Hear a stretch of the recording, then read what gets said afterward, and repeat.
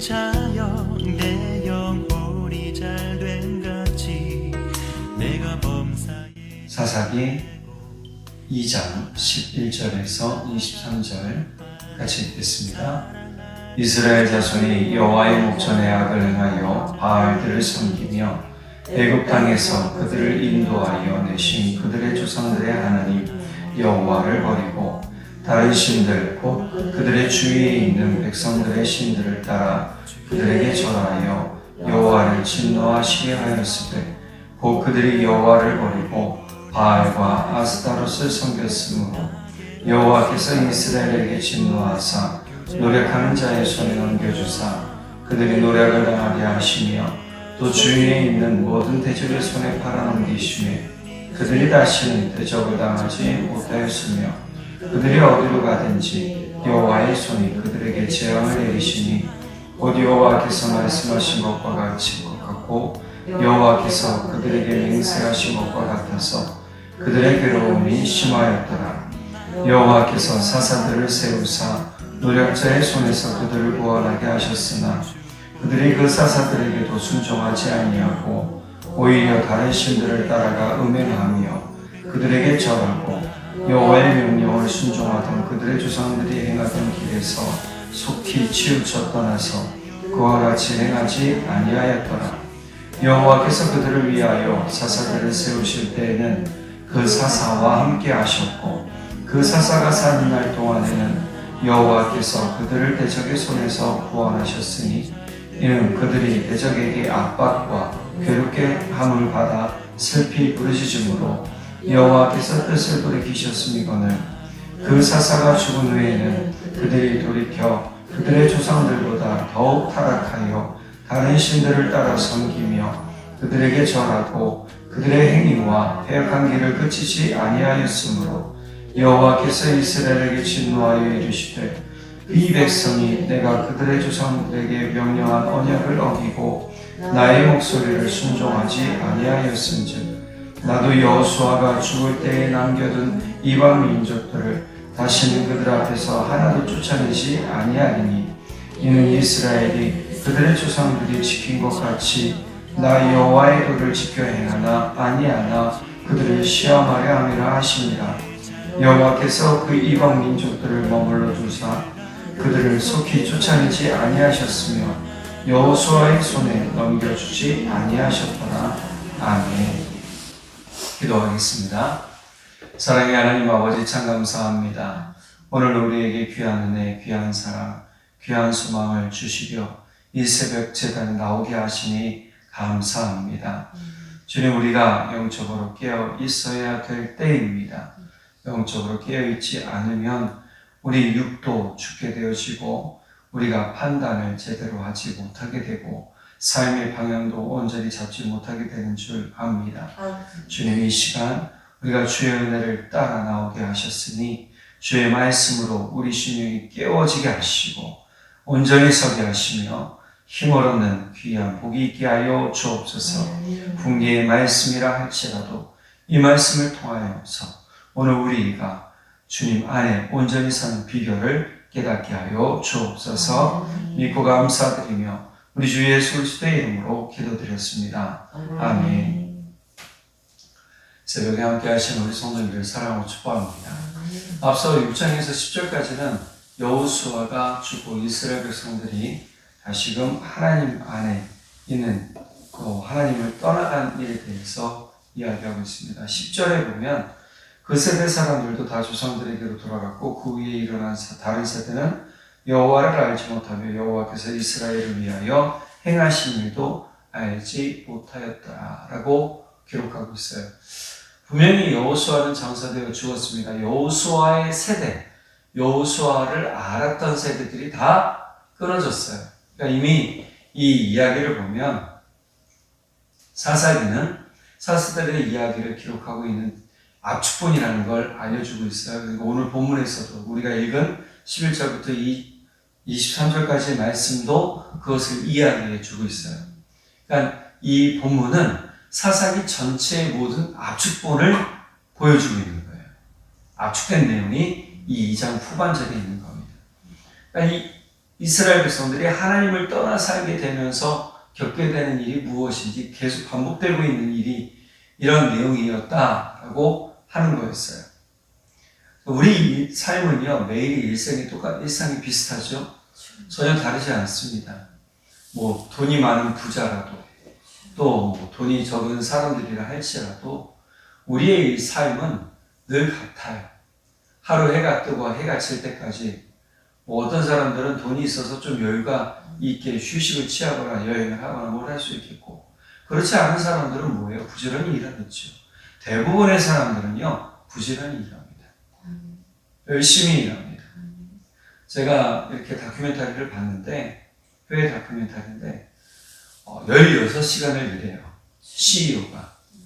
16시간을 일하는데, 새벽 5시에 일어나서 1시간 개인 시간 가지고, 예배 드리면 더 좋았을 텐데, 그건 아니고, 1시간 개인 시간 가지고, 1시간 씻고 식사하고, 출근하면서, 또 일찍 출근해요.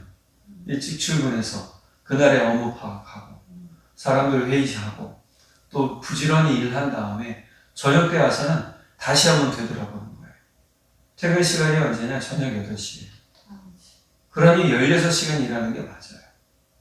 세상 사람도 그렇게 부지런히 일하는데, 우리라고 어떻게 부지런하지 않을 수가 있겠어요? 우리가 부지런히 믿어야 되는 이유가 여기 있는 거예요. 그 사람들은 자신의 육신의 삶을 위해 부지런히 일하는데, 우리는 주를 위해 부지런히 믿지도 못하고 부지런히 일하지 않으면서 주님이 나와 함께 하지 않으신다고 말할 수 없다라는 거예요. 주님이 나와 함께 한다라는 말을 하려고 할 때는 우리는 부지런해져야 돼요. 게을러질 수가 없는 거예요. 오늘 말씀에 이스라엘 백성들이 믿음에 게을러진 이야기를 하고 있는 거예요. 하나님을 모르는 사람들이 생겼어요. 그게 10절 후반절에 나와요. 그리고 나서 어떻게 해요? 이스라엘 자손이 11절에 여호와의 목전에 악을 행하여 바알들을 섬기며, 12절 중반절에 하나님 여호와를 버리고 다른 신들 곧 그들의 주위에 있는 백성의 신들을 따라 그들에게 절하여 여호와를 진노하시게 하였으되, 13절 곧 그들이 여호와를 버리고 바알과 아스다롯을 섬겼다라고 해요. 자, 주변의 신들이 뭐가 있겠어요? 자신들의 가나안 땅, 이 바알과 아스다롯은 가나안 땅의 신들이에요. 여기에 뭐 아세라도 있을 것이고 다른 조그마한 신들도 있을 거지만, 대표적인 신 둘을 적어놓은 건 뭐예요? 그만큼 그 지역에 많이 퍼져 있던 대표적인 두 신을 이야기하고 있는 겁니다. 자, 그런데 여호와의 목전에서 이들이 떠났다라는 것은요, 하나님 목전, 즉 하나님이 보는 앞에서 하나님께 등 돌렸다라는 얘기예요. 이 분명히 신명기에 보면 너희 자손에게 뭐라고 그랬어요? 자녀들에게 말씀을 가르치라는 거죠. 말씀을 가르친다라는 것은 하나님에 대해서 알려주고 가르치라는 이야기예요. 그런데 이러한 명령에 대해서 이스라엘 백성들이 뭐 한 거죠? 소홀히 한 거예요. 게을리 한 거예요. 여러분, 우리가 주님을 가르치려고 할 때는요, 말씀으로 가르쳐야 되는 겁니다. 나의 생각, 나의 마음, 나의 훈계를 가지고 가르치는 게 아니에요. 말씀으로 가르치는 거예요. 그럼 모세가 신명기를 통해서 여호수아가 경험한 하나님을 전하려고 할 때 대표적으로 뭘 해요? 하나님께서 말씀하신 것을 통해 전해줘요. 그러니까 말씀을 가르쳐 준다는 의미는 그 말씀의 능력과 은혜와 그 말씀에 담겨진 하나님의 마음이 무엇인지를 깨닫게 해주는 거란 말이에요. 그래서 그 말씀이 삶을 이끌어가게 만드는데, 지금 이 자녀들은 하나님 목전이라는 것은 하나님 앞에서, 하나님 눈 앞에서 고의적으로 등 돌렸다라는 표현이 되는 거예요. 우리는 우리가 의도치 않다라고 얘기를 하지만 보통은 우리는 의도치 않은 게 아니에요. 일부러 잊어버릴 때가 있어요. 고의적으로 등 돌릴 때가 있더라는 거예요. 그래 놓고 힘들고 어려우면 오늘 말씀 보니까 어떻게 해요? 다시 하나님 찾아요. 16절 이후로부터 보면 사사를 보내는 내용이 나오는데, 사사를 왜 보내세요? 노력하는 사람들이 나오기 시작해요. 노력자는 누가 보냈어요? 하나님 보내셨잖아요. 하나님이 노략자를 뭐로 쓰신 거냐면 이스라엘 백성의 채찍으로 쓰신 거예요. 돌아오라고. 이스라엘 백성들이 잠시 돌아와요.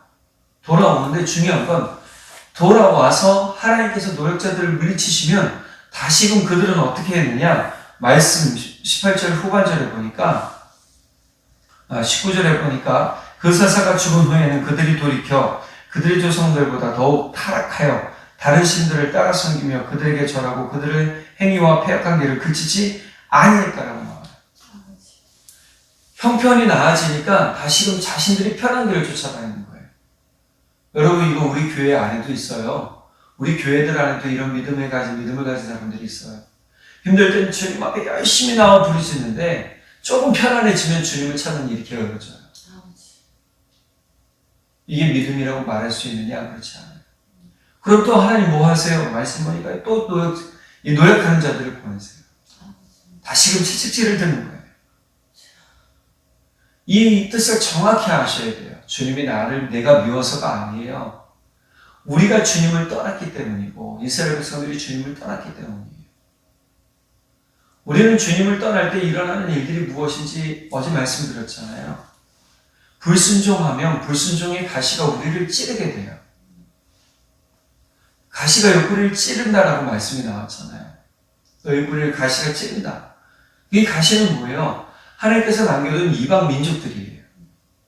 이스라엘 백성들이 쫓아내지 못한 이방 민족들이에요. 하나님이 명령하신 것에 대해서 불순종하였을 때 결국 그것들이 가시가 되어서 그들을 괴롭게 하고 결국 그들의 삶을 하나님 앞에서 무너뜨리는 것들이 되더라는 거예요. 그들 삶의 고통으로 만들어 주더라는 거예요. 그러니 하나님은 이러한 모습을 통해서 결국 돌아오기를 원하시는 하나님의 마음을 우리가 깨달아야 되는 거죠. 하나님 앞에 열심히 믿음의 삶이 되기를 원하더라는 거예요. 제가 어느 한 세미나를 봤어요. 세미나를 봤는데 요즘 부흥하는 교회 특징이 있답니다. 새벽 예배였고 수요 예배였고 금요 예배였대요. 그래서 2040들이 많이 모이는 교회의 특징이 그거래요. 예배 없는 교회. 주일 예배만 열심히 모인대요. 그리고 나머지는 동호회처럼 모인답니다. 제가 그걸 듣고 조금 생각이 이걸 이렇게 하면 되나? 이 생각이 드는 게 아니고요. 그래도 이 생각이 드는 거예요.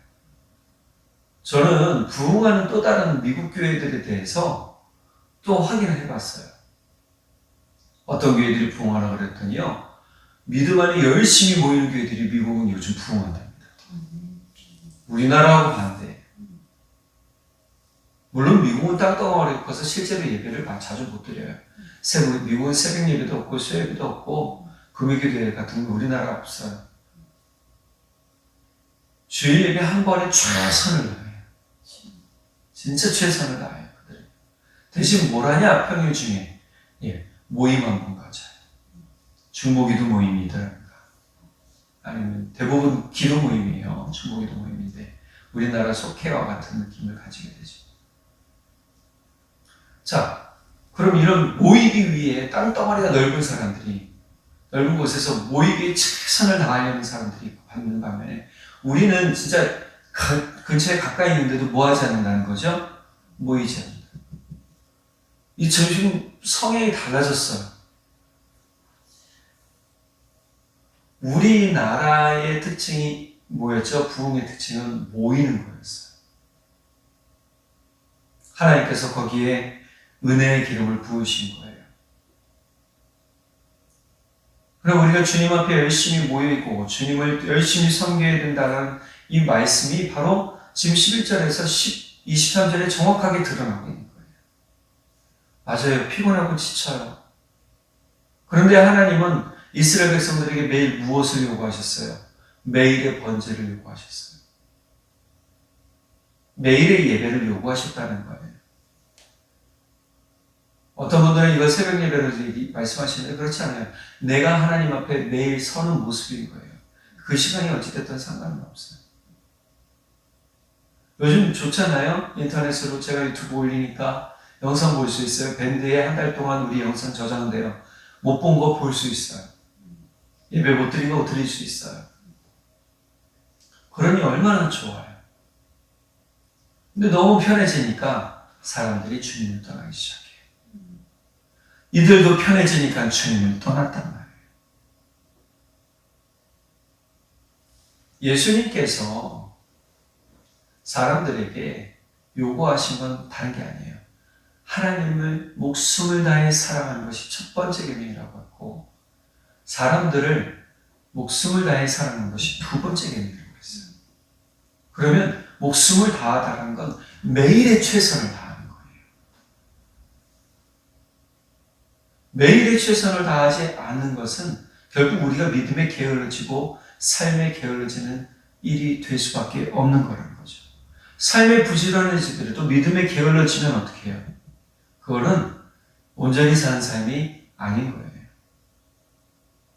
여러분, 하나님을 열심으로 사랑하는 또 부지런히 섬기는 우리 모두가 되기를 간절히 바랍니다. 떠났을 때 책찍질 맞고 돌아오는 게 아니고요. 노역자들한테 모든 걸 빼앗기고 돌아오는 게 아니고요. 맞기 전에 또 빼앗기기 전에 어떻게 해요? 주님 앞에 온전히 서는 모습이 우리 가운데 있기를 간절히 바라고요. 오늘 두 번째 깨달아야 될 바른 말씀은 바로 하나님의 사랑이 여전히 그럼에도 불구하고 지속되고 있다는 사실을 깨달아야 돼요. 부모가 자녀를 훈계할 때 말로 훈계하기 시작하죠. 바로 말로 훈계하는 사람들이 누구였어요? 사사들이었어요. 그런데 이 사사들이 끝나자마자 이 사사들의 이야기가 뭐예요? 끊어지자마자 그들은 다시 돌아섰을 때 하나님의 책지를 드시죠. 그때는 매가 들어간다는 거예요. 이 매도 뭐예요? 사랑이에요. 우리 하나님께서는요, 여전히 그럼에도 불구하고 사랑하는 그 은혜를 전하고 계시더라는 거예요. 오늘 예수님께서는 하나님께서 우리 가운데 사랑으로 계신 분이라는 것을 예수님의 삶을 통해 보여주셨어요. 그래서 사도 요한은 하나님은 사랑이시라라고 얘기를 하셨어요. 이 사랑은 우리 가운데 오셔서 우리 가운데 머무르고 이 사랑이 우리를 하나님께로 이끌어 가신다라고 이야기하고 있단 말이에요. 우리가 이 사랑의 은혜를 떠나지 않기를 간절히 바랍니다. 내가 잠시 편해지면, 내가 잠시 부유해지면 떠나는 그런 게으름이 아니라 그럴수록 더욱 부지런히 주님을 찾고 더욱 부지런히 주님 앞에 무릎 꿇는 우리의 삶이 되기를 간절히 바랍니다. 그곳이 어디든지 주님을 찾는 일에 열심히 우리의 삶, 주님과 함께 동행하는 복된 우리의 삶이 되기를 간절히 바랍니다. 기도하겠습니다. 사랑의 하나님 아버지, 참 감사합니다. 많은 사람들이 조금 평안해지면, 많은 사람들이 조금 부유해지면 주님을 더욱 찾을 것 같은데 그렇지 못한 사람들이 참 많이 있습니다. 주님, 힘들고 어려울 때 주님을 찾는 것은 당연하다고 생각을 하지만 주님, 우리 마음이 더욱 부유해질수록, 우리 심령이 더욱 평안을 얻을수록 주님을 찾는 일에 게을러지지 않도록 주님 도와주십시오. 오늘 이스라엘 백성들이 하나님에 대해서 배우지 못한 것이 아닐 수 있습니다. 분명히 알았음에도 불구하고 그들은 하나님의 목전에서 고의적으로 하나님을 떠났습니다. 하나님께 등 돌렸습니다. 그리고 다른 신들을 섬기기 시작했습니다. 주님, 우리도 그럴 위험에 빠질 수 있습니다. 주님, 그럴 때 성령 하나님 오셔서 우리가 주님 떠나지 않게 도와주시고 우리가 부유할수록 더욱 주님 앞에 무릎 꿇는 우리 모두 되게 하여 주옵소서. 평안할수록 주님 앞에 무릎 꿇는 우리 되게 하여 주옵소서. 주님을 더욱 찾고 우리 주님과 함께 동행하며 우리 하나님 아버지와 우리 주 예수님과 성령님의 기름 부으심을 통해, 은혜의 기름 부으심을 통해 더욱 주와 연합되어 사는 우리 모두 되게 하시고 부지런히 주님 섬기는 우리 되게 하여 주옵소서. 주님께서 크신 은혜와 하늘의 복으로 함께 하실 것을 믿고 감사드리며 우리 주 예수 그리스도의 이름으로 기도드렸습니다. 아멘. 사랑하는 자여, 내 영혼이 잘된 같이 내가 범사에 잘 되고 나간 구하네. 사랑하는 자여 내 영혼이 잘됨 같이 내가 범사에 잘되고 강건하기를 나간 구하노라. 주의 그 사랑 안에서 그대를 보내사 만나게 하시고 교제케 하시며 하나 되게 하신 나의 주님 참 감사합니다. 이런 소중한 그대를 바라보며 나 고백하고픈 말 너무 소중한 그대를 축복하며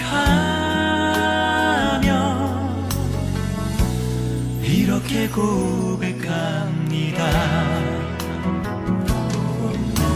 사랑하는 자